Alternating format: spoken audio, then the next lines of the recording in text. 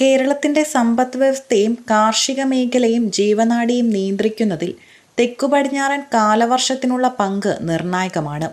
എന്നാൽ സമീപ വർഷങ്ങളിൽ ആഗോള കാലാവസ്ഥാ വ്യതിയാനങ്ങൾ കേരളത്തിലെ മഴയുടെ സ്വഭാവത്തെ വലിയ രീതിയിൽ മാറ്റിമറിച്ചിരിക്കുന്നു. ഇതിന്റെ ഏറ്റവും പുതിയ ഉദാഹരണമാണ് നിലവിൽ സംസ്ഥാനത്ത് ദൃശ്യമാകുന്ന കാലവർഷത്തിന്റെ അപ്രതീക്ഷിത വ്യതിയാനങ്ങൾ.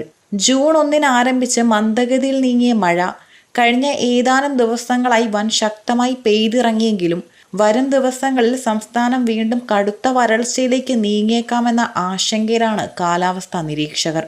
പസഫിക് സമുദ്രത്തിലെ എൽനിനോ പ്രതിഭാസത്തിന്റെ നിഴലിലാണ് ഇത്തവണത്തെ കേരളത്തിന്റെ കാലവർഷം എന്നത് ഈ ആശങ്കയുടെ ആക്കം കൂട്ടുന്നു. ജൂൺ പകുതിയോടെ സജീവമാകേണ്ടിയിരുന്ന തെക്കുപടിഞ്ഞാറൻ കാലവർഷം കനത്തത് കഴിഞ്ഞ 2-3 ദിവസങ്ങളിലാണ്. പടിഞ്ഞാറൻ കാറ്റിന്റെ ശക്തമായ വരവാണ് ഈ പെട്ടെന്നുള്ള മാറ്റത്തിന് കാരണം. കഴിഞ്ഞ 24 മണിക്കൂറിനിടെ കേരളത്തിൽ പരക്കെ ശക്തമായ മഴയാണ് രേഖപ്പെടുത്തിയതും. ജൂൺ 1 കാലവർഷം ആരംഭിച്ചതിനു ശേഷം സംസ്ഥാനത്ത് ലഭിക്കുന്ന ഏറ്റവും ഉയർന്ന മഴയാണിത്. സാധാരണഗതിയിൽ ഒരു ദിവസം കേരളത്തിൽ ലഭിക്കേണ്ട ശരാശരി മഴ 2.1 സെന്റിമീറ്റർ ആണെന്നാണ് കണക്കുകൾ സൂചിപ്പിക്കുന്നതും. എന്നാൽ വെള്ളിയാഴ്ച രാവിലെ മുതൽ ശനിയാഴ്ച രാവിലെ വരെയുള്ള 24 മണിക്കൂർ മാത്രം കേരളത്തിൽ പെയ്തിറങ്ങിയത് 5.3 സെന്റിമീറ്റർ മഴയാണ്. അതായത് സാധാരണ ലഭിക്കേണ്ടതിനേക്കാൾ ഇരട്ടിയിലധികം മഴ ഒറ്റ ദിവസം കൊണ്ട് സംസ്ഥാനത്ത് ലഭിച്ചു. ഈ സീസണിൽ ജൂൺ 1 മുതൽ വെള്ളിയാഴ്ച രാവിലെ വരെ കേരളത്തിൽ ആകെ ലഭിച്ചത് 48.6 സെന്റിമീറ്റർ മഴയായിരുന്നു. എന്നാൽ ഒറ്റ ദിവസത്തെ കനത്ത മഴയോടെ ശനിയാഴ്ചയോടെ ഇത് 53.9 സെന്റിമീറ്ററായി ഉയർന്നു.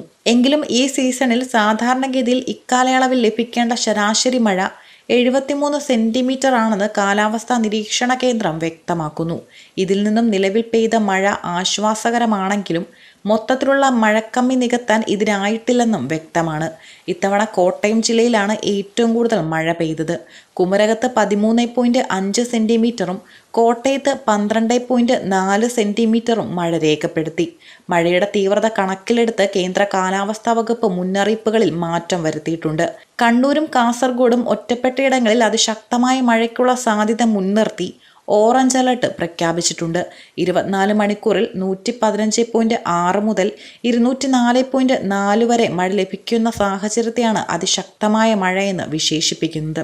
എന്നാൽ വരും ദിവസങ്ങളിലെ ഓറഞ്ച് അലർട്ടുകൾ പിൻവലിക്കുകയും മലപ്പുറം, കോഴിക്കോട്, വയനാട്, കണ്ണൂർ, കാസർഗോഡ് എന്നീ 5 വടക്കൻ ജില്ലകളിൽ നാളെയും യെല്ലോ അലർട്ട് പ്രഖ്യാപിക്കുകയും ചെയ്തിട്ടുണ്ട്. 24 മണിക്കൂറിൽ 64.5 മില്ലിമീറ്റർ മുതൽ 115.5 മില്ലിമീറ്റർ വരെ മഴ ലഭിക്കുന്ന ഒറ്റപ്പെട്ട ശക്തമായ മഴയ്ക്കുള്ള സാധ്യതയാണ് ഈ ജില്ലകളിൽ പ്രവചിക്കപ്പെട്ടിരിക്കുന്നത്. ബുധനാഴ്ച വരെ മധ്യ ഉത്തര കേരളത്തിൽ കനത്ത മഴയുണ്ടാകുമെന്ന് കാലാവസ്ഥാ വകുപ്പ് മുന്നറിയിപ്പ് നൽകിയിട്ടുണ്ടെങ്കിലും ഈ മഴ അധിക ദിവസം നീണ്ടു നിൽക്കില്ലെന്നാണ് വിദഗ്ധർ വ്യക്തമാക്കുന്നത്. 2-3 ദിവസത്തെ ശക്തമായ മഴയ്ക്ക് ശേഷം സംസ്ഥാനം വീണ്ടും വരണ്ട കാലാവസ്ഥയിലേക്ക് പോകാനാണ് സാധ്യതയെന്നും കാലാവസ്ഥാ നിരീക്ഷകർ ചൂണ്ടിക്കാണിക്കുന്നു. ഇപ്പോൾ പെയ്യുന്ന മഴയ്ക്ക് കാരണം നിലവിലുള്ള പടിഞ്ഞാറൻ കാറ്റിന്റെ വരവാണ്. എന്നാൽ ഇതിനു ശേഷമുള്ള അടുത്ത കാറ്റിന്റെ വരവ് ഒരിടത്തും ദൃശ്യമാകുന്നില്ല. വിവിധ ആഗോള കാലാവസ്ഥാ മോഡലുകൾ പരിശോധിക്കുമ്പോൾ ഈ മഴ ഏതാനും ദിവസങ്ങൾ കൂടി മാത്രമേ നീണ്ടു നിൽക്കൂ എന്നാണ് മനസ്സിലാക്കാൻ കഴിയുന്നതും. അതിനുശേഷം വീണ്ടും മഴ ഗണ്യമായി കുറയുകയും അന്തരീക്ഷ താപനില ഉയരുകയും ചെയ്യും. നിലവിലെ മഴയുടെ പെട്ടെന്നുള്ള കുറവിനും വരാനിരിക്കുന്ന വരണ്ട കാലാവസ്ഥയ്ക്കും പിന്നിലെ പ്രധാന വില്ലൻ പസഫിക് സമുദ്രത്തിൽ രൂപം കൊള്ളുന്ന എൽനിനോ പ്രതിഭാസവുമാണ്. പസഫിക് സമുദ്രത്തിലെ ഉപരിതല ജലം അസാധാരണമായി ചൂടാകുന്ന പ്രതിഭാസമാണിത്. ഇത് ആഗോളതലത്തിൽ കാറ്റിന്റെ ഗതിയെയും മഴയുടെ വിതരണത്തെയും ദോഷകരമായി ബാധിക്കുന്നു.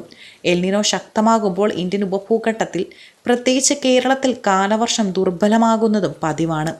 Climate change studies institute director K Rajendran വ്യക്തമാക്കുന്നത് അനുസരിച്ച് ഇത്തവണത്തെ എൽനിനോ പ്രതിഭാസം ഇപ്പോഴത്തെ കാറ്റിന്റെ ഗതിയെ പ്രതികൂലമായി ബാധിക്കുന്നുണ്ട്. ചരിത്രത്തിലേക്ക് നോക്കിയാൽ 1997 ലോകം ഇതിനു മുമ്പ് ഏറ്റവും കടുത്ത എൽനിനോ പ്രതിഭാസത്തിന് സാക്ഷ്യം വഹിച്ചത്. അന്നത്തെ സാഹചര്യവും ഇന്നത്തെ സാഹചര്യവും തമ്മിൽ താരതമ്യം ചെയ്താൽ നിലവിലെ അവസ്ഥ ഏറെ ആശങ്കാജനകമാണ്. 1997 എൽനിനോ സമയത്ത് പസഫിക് സമുദ്രത്തിലെ താപനില സാധാരണയേക്കാൾ 1.5 മുതൽ 1.7 ഡിഗ്രി സെൽഷ്യസ് വരെയാണ് ഉയർന്നതെങ്കിൽ ഇത്തവണ അത് 3 ഡിഗ്രി സെൽഷ്യസ് വരെ ഉയർന്നേക്കാമെന്നാണ് പ്രവചനം. ഇത് എൽനിനോയുടെ തീവ്രത എത്രത്തോളം ഭീകരമായിരിക്കുമെന്ന് സൂചിപ്പിക്കുന്നു. 1997 കടുത്ത എൽനിനോ ഉണ്ടായിരുന്നിട്ടും കേരളത്തിന് കനത്ത മഴ ലഭിച്ചിരുന്നു. അതിന് കാരണം ഇന്ത്യൻ മഹാസമുദ്രത്തിലെ അനുകൂലമായ കാലാവസ്ഥാ വ്യതിയാനമായിരുന്നു. ഇത് എൽനിനോയുടെ കാഠിന്യത്തിൽ നിന്നും കേരളത്തെ രക്ഷിച്ചു. എന്നാൽ ഇത്തവണ അത്തരം അനുകൂല സൂചനകളൊന്നും ജൂൺ ജൂലൈ മാസങ്ങളിൽ ഇതുവരെ പ്രകടമായിട്ടുമില്ല. കേരളത്തിൽ ഇപ്പോൾ ലഭിക്കുന്ന കനത്ത മഴ താൽക്കാലികമായ ഒരു ആശ്വാസം മാത്രമാണ്. വരും ദിവസങ്ങളിൽ മഴ കുറയുമെന്ന പ്രവചനവും കടുത്ത എൽനിനോ പ്രതിഭാസത്തിന്റെ സാന്നിധ്യവും വരാനിരിക്കുന്ന മാസങ്ങളിൽ സംസ്ഥാനത്ത് വലിയ ജലക്ഷാമത്തിനും കാർഷിക പ്രതിസന്ധിക്കും കാരണമായേക്കാം. പസഫിക് സമുദ്രത്തിലെ താപനില 3 ഡിഗ്രി വരെ ഉയരുമെന്ന പ്രവചനം കാലാവസ്ഥാ വ്യതിയാനത്തിന്റെ തീവ്രത വെളിപ്പെടുത്തുന്നു.